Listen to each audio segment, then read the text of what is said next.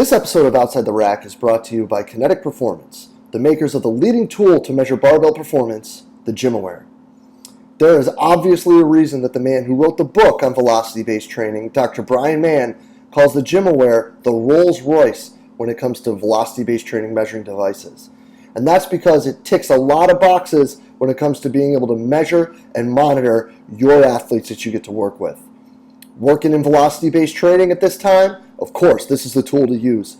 You're going to be able to take the guesswork out and have target zones set for your athletes so they're ready to roll. Power and strength analysis, yup, tick that box as well. Power drives the fastest sprints and breaks the hardest tackles, and you'll be able to make sure you're in the right zones with each lift when using the Gymaware. So hop on over to kinetic.com.au today to learn what Evan and the team have in store for you with the Gymaware. Being a practitioner in the world of sport performance is a challenging situation. We're in a spot where you're always asked to search for more. But more what? What are the questions that most practitioners in the world of high performance are asking? Well, where can I find cutting-edge information? Where can I find different opinions and different ways of doing things and different feedback that I can get on the training that we're utilizing? And where's a place where I could find like-minded individuals to give me solid advice when it comes to my career development? This is precisely why we built the Strength Coach Network. Within the Strength Coach Network, you're going to get exclusive content monthly from some of the top practitioners in the world, bringing you the most cutting-edge information. You tie that in with a forum where you're able to connect with coaches around the world to bounce ideas off of, to learn from, and to get career advice from, and you've got your sensational one-stop shop for all things career development for strength and conditioning coaches. So hop on over to strengthcoachnetwork.com/CVASPS.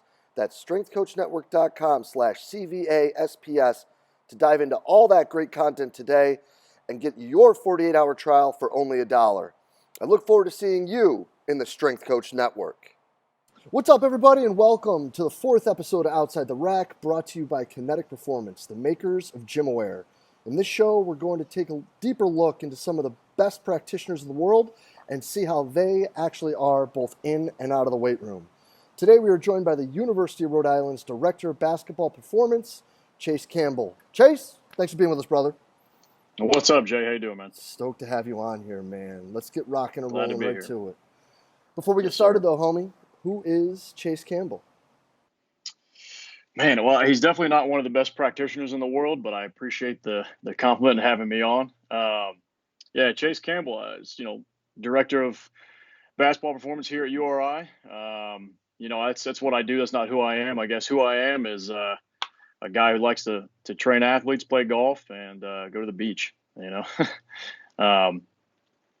than that, man, just trying to do as best I can for my guys.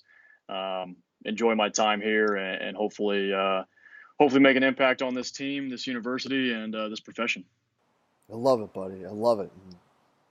Golf on the beach sounds good right about now, to be totally honest. But let's keep rolling right into it, man. Let's talk about a learning situation that brought about an epiphany in your career.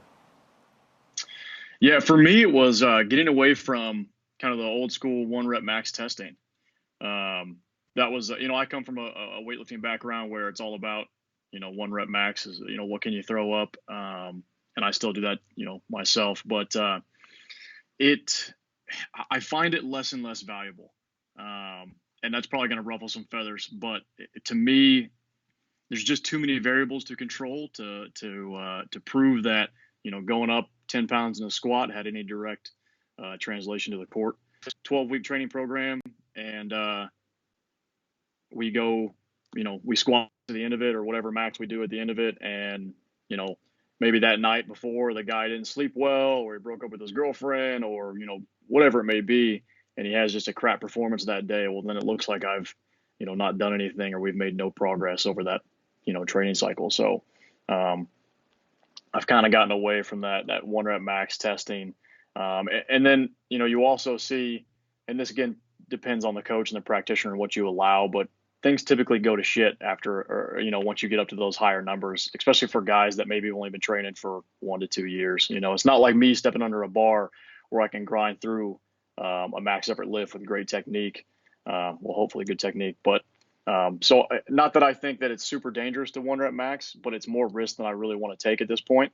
And I think more risk than is necessary at this point. So switching to, with some technology we've got coming in this year with some force plate testing and all that, that's kind of what we're shifting to as far as our KPI metrics and all that, and how we're going to start measuring our progress, along with any kind of sprinting we're doing, change of direction work. We're going to start timing that stuff. My head coach and I are actually developing some KPIs we want to start tracking that we really haven't seen before, and hopefully we're going to be able to translate that to our game and what we're doing, which is a really cool opportunity to have my head coach involved in that and kind of develop that together. So that's kind of where we're shifting. That's been the big shift for me in the past 2 or 3 years, is kind of getting away from that traditional one rep max testing.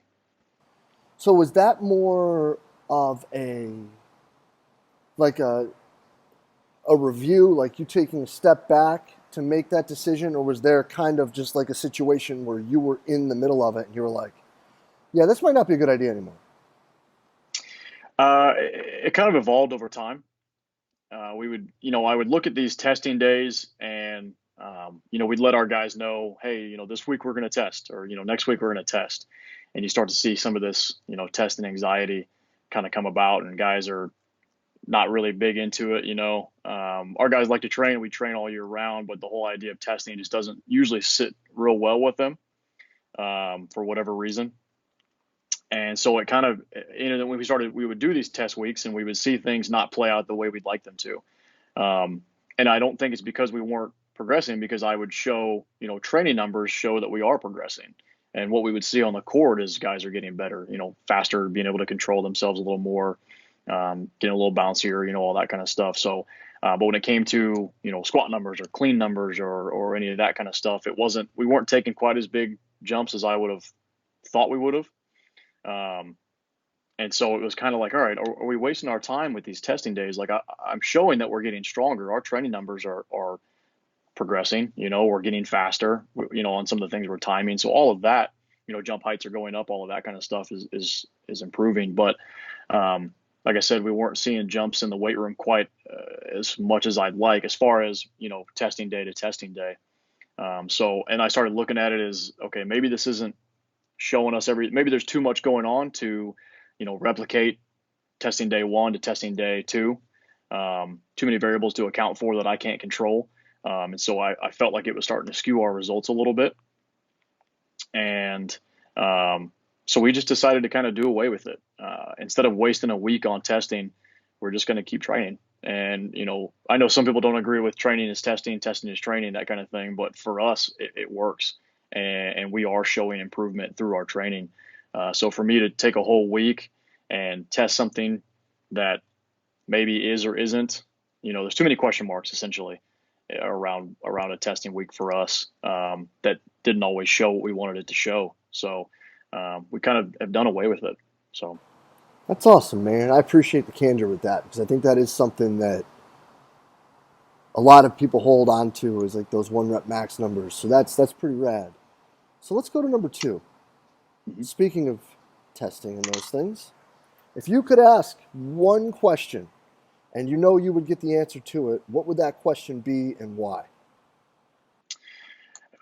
probably what's the magic pill? What's the best program? And that sounds like probably a little bit of a cop out or a generic question, but it's kind of what we're all searching for. What's the best way to do this job?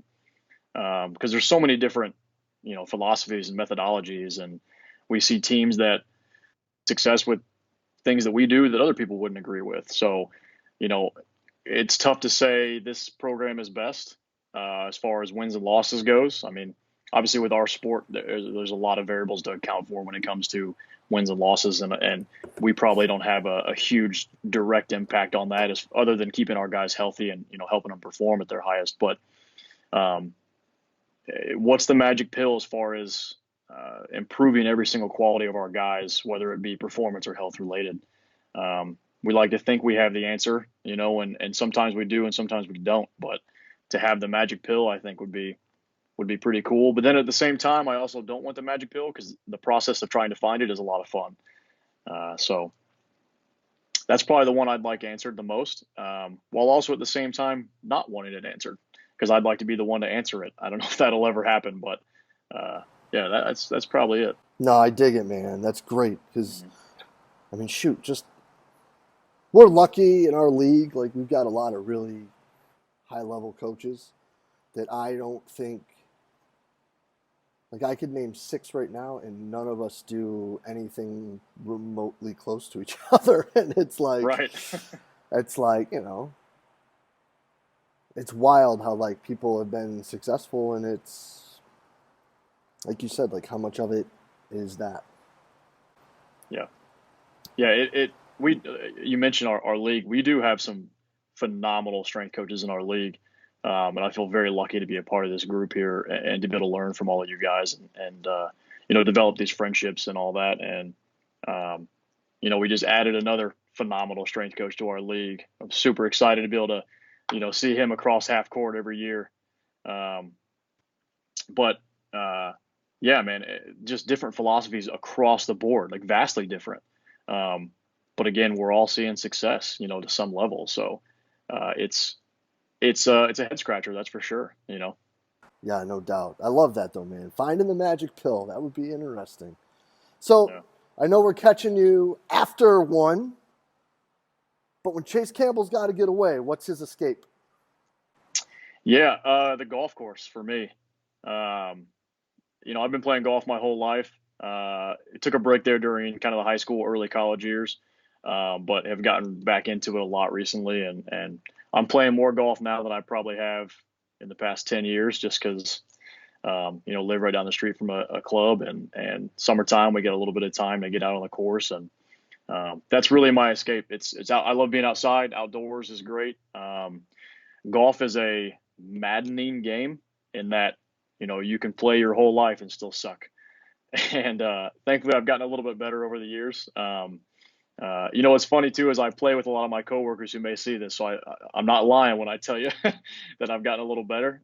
Still not great. I still get beat by these guys a lot, but it's a game where, and I'll tell you the biggest thing that entices me about it is that strength and power is not everything in that sport. It certainly helps, but there are I think I can confidently say that I'm stronger than most players on the tour. Um, but a lot of them outdrive me. Probably most of them outdrive me, and obviously they're far better players. But that's the skill thing. But um, it entices me because I can't use this, strength and power that I've developed over the years to really help me out. If you take a really good swing and you apply a little bit more strength and power, that's huge. But for me, it's just about trying to work on the small things, the swing mechanics and positions and all that kind of stuff. So um, it's uh, it's difficult. It's a lifelong process as far as even just taking 2 strokes off your game can take years. Um, so from that point, it's very intriguing and it's just fun. It can also be it can also be very unfun, but for the most part, it's a really fun game that I have to continually work at, and that's fun for me. The process is probably the most fun. Um, so that's my escape, man. It's a way to try and get outside, get away from everything else, kind of turn the phone off for a couple hours, and just have fun with some of the buddies. I love it, man. I'm not going on the course with you though because I'm one of those people that gets worse and worse every time he plays. But Chase, appreciate it, brother. Yeah, absolutely, man. I'm so glad you could be with us, man, and appreciate your time and sharing with us, man. We'll be in touch real soon, homie.